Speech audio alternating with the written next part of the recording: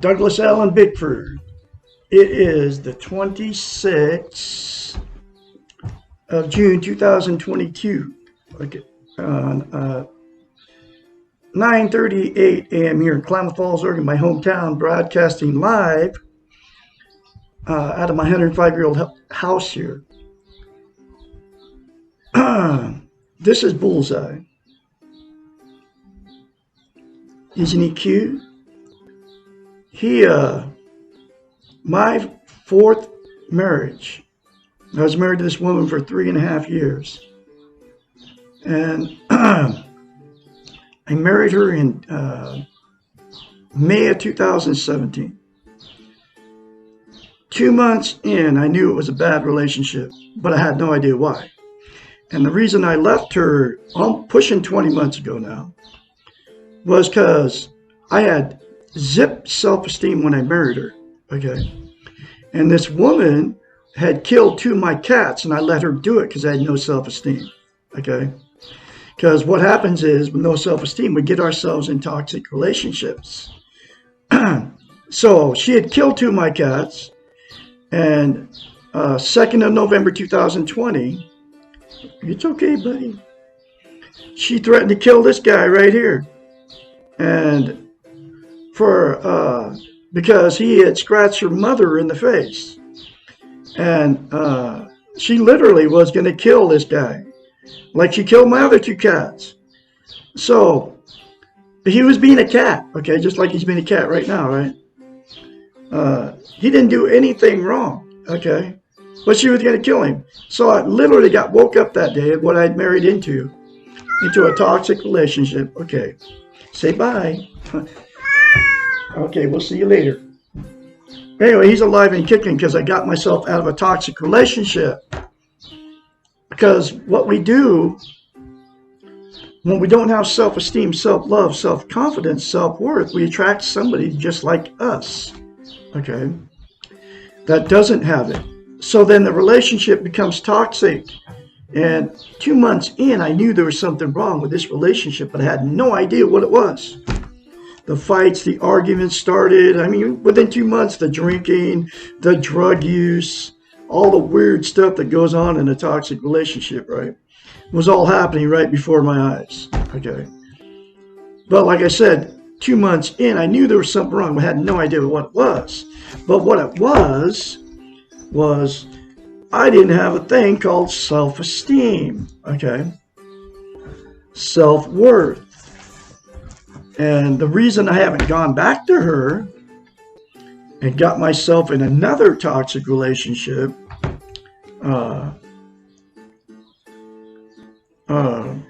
for pushing 20 months now is because I attained and maintain a thing called self-esteem, self-worth.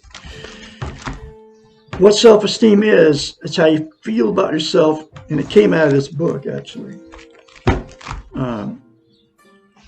But what it is, it's self-esteem, self-worth, self-confidence, self-love. It's how you feel about yourself inside. You know that good feeling that you get when you just meet a new person that you're going to be romantically involved with, right? And you're bragging to all your friends and everybody. You're telling everybody how great these people are, okay? Well, what self-esteem is that good feeling toward yourself. Dr. Susanna McMahon, 73, lives in Madrid, Texas, with her husband. Her doctorate's in psychology. Her master's is in philosophy. Has had thousands of clients. People would hire her as a psychiatrist to fix their unhealthy minds, okay? And since she's a psychiatrist, they go to school for 10 years or so to learn the science of the mind, which is how the mind functions as much as they can possibly know about it. Knew her clients, in order for her to help them fix their unhealthy mind, They had to attain and maintain self-esteem, because you cannot have a healthy mind without self-esteem. Okay, so she had to come up with a concept to teach her clients how to give themselves self-esteem. Absolutely nobody can give you self-esteem. She couldn't give it to her clients. You have to give it to yourself. And this is the same for you out there watching me. Okay.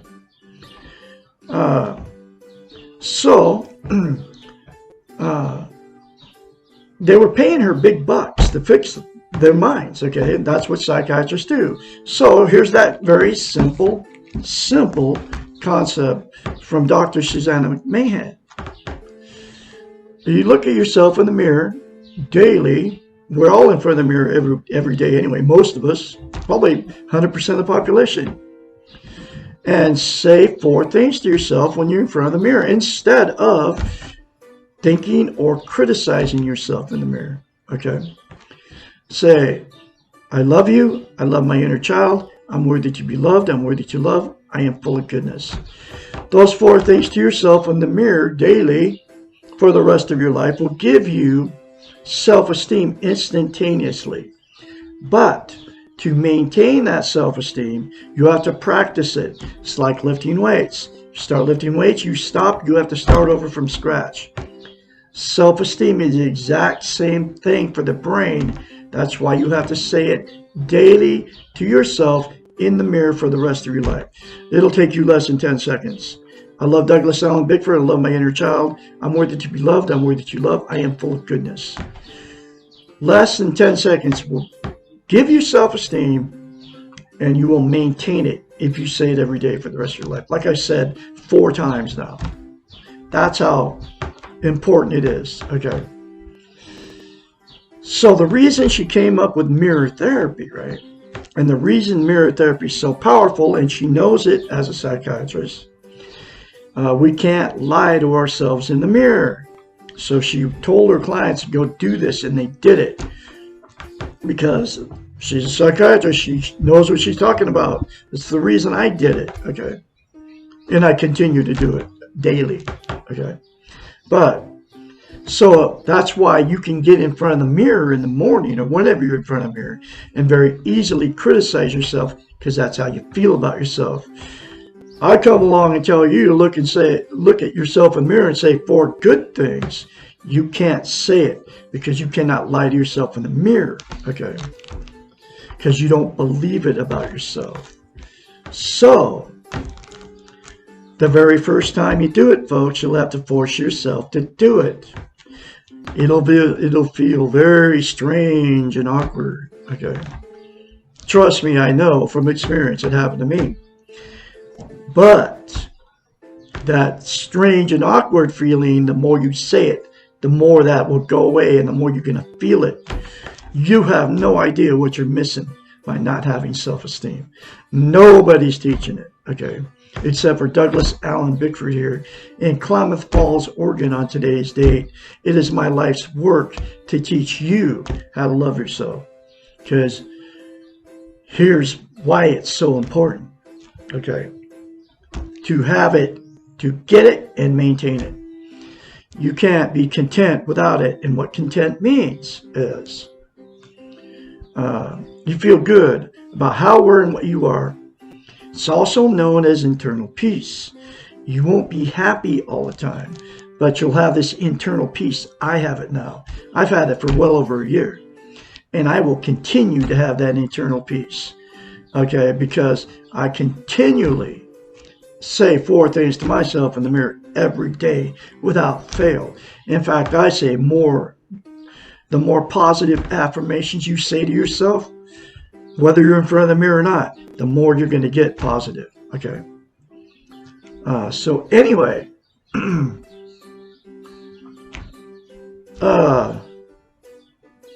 am I saying? So you can't have internal peace with it, and you can't be content, right? Without it. So there's 11 things that people are using to try to be content. And they are Facebook, drugs, alcohol, sex, television, food, gambling, religion, another person, material possessions, or money. 11 things. Those are all known as externals outside of yourself. They will only make you feel content temporarily. It always fades and goes away. Then you have to do more drugs and alcohol to make yourself feel good again. You have to do another Facebook post to get a like, to make yourself feel good. And then the other 8 things are exactly the same thing. Okay. You have to do more and more of them to feel good. Okay. It's always temporary fix. The absolute only thing that will give you permanent contentness, internal peace, is to say those 4 things to yourself in the mirror daily for the rest of your life without fail. Okay. So here's the other thing about self-esteem. Without it, you can't love or be loved. So what happens is you meet somebody exactly like you with no self-esteem. And then after that good feeling goes away that you all had when you first met that person, the relationship becomes toxic. Okay.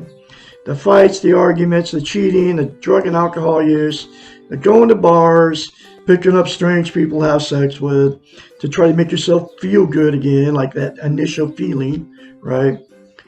To go to your friends and family, telling everybody how terrible these people are to you. Both sides do the same thing, right?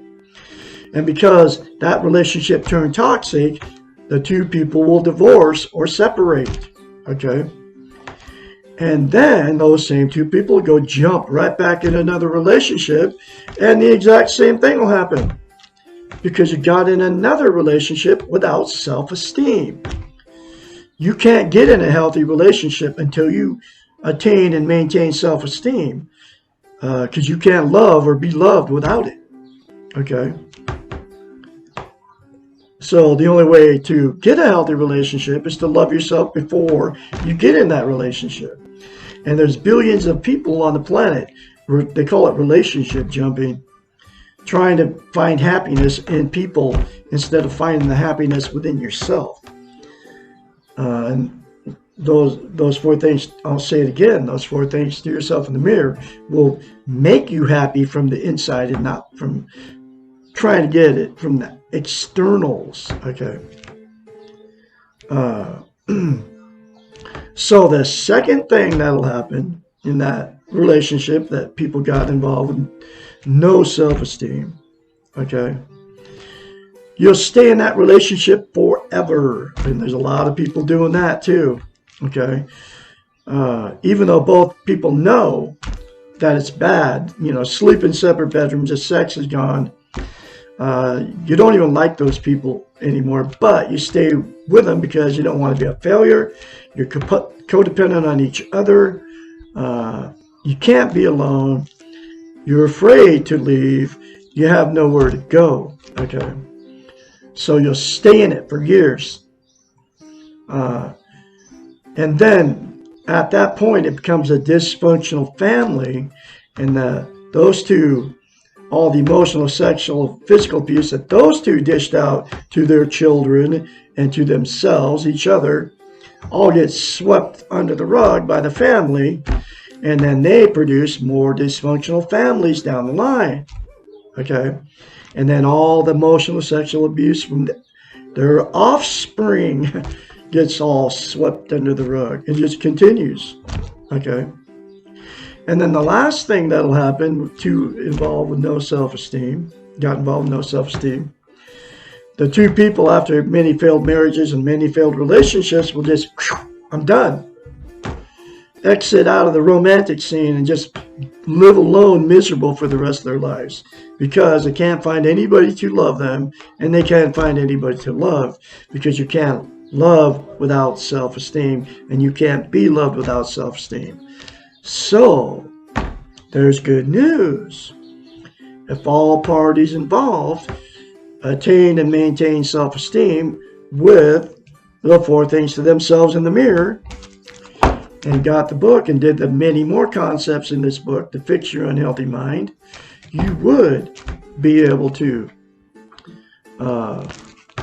fix your toxic relationship, get out of a toxic relationship if the other person doesn't want to change, or not be miserable anymore. Okay, not be miserable anymore. What he said, like this banana bicycle going by my house. Okay, anyway, so this threw me off. So that's the good news. So anyway, I am teaching one lesson at a time you how to be positive by attaining and maintaining self-esteem, because it will make you positive, I guarantee it. Okay, if you attain and maintain self-esteem. Okay, so here's one more lesson out of the book, The Portable Therapist. How can I stop the pain? Life is full of pain, life is full of fear, and we all die, folks. And that's a fact, that's our reality. This will help you learn how to stop the pain. Lesson 40. As just mentioned, pairing your inner child will stop the pain of your past, which was the last chapter, or the last lesson. But what about your present pain, the pain you are experiencing right now? Pain that works for us, natural pain, always has an end. It is a part of the healthy physical and emotional body to strive toward the condition of no pain. There are physical illnesses and afflictions which cause chronic pain. Fortunately, emotional pain does not have to become chronic unless we work at it by holding on to the pain. The natural process of pain, with some physical exceptions, is that it will abate over time. Acceptance of the pain and awareness of the pain while it is occurring, called righting the pain, also help to alleviate the pain as quickly as possible. There is always a reason for natural pain. Something has happened to you, something traumatic, and it hurts. Emotional pain is frequently caused by loss, and when we lost something, it is normal to feel the pain of that loss. To lose something we value and not be in pain is an abnormal response, meaning that we either did not really value what we lost, and therefore we are not in pain, or that we are denying what we are feeling, or that we are incapable of that feeling. Feeling the pain as much as we may not want to is far preferable to denying or repressing it, because at some time we will have to deal with the pain, and it will be worse later on than it is now. Not being able to feel the pain is not a healthy response, and people who are this blunted are usually emotionally ill. Pain is a great equalizer. All humans know pain because it is part of the process of living. And when I left that woman of 3.5-year marriage, I was devastated. I left everything I owned because this woman was going to kill my cat, like I said in the beginning of this video. And I stumbled across this book at my son's house. That's the first place I landed, man. That's where I found this book, and this book saved my life, literally. That's why I'm spreading her message, because it can save your life too. Pain is a great teacher. It teaches us patience and humility and empathy towards others.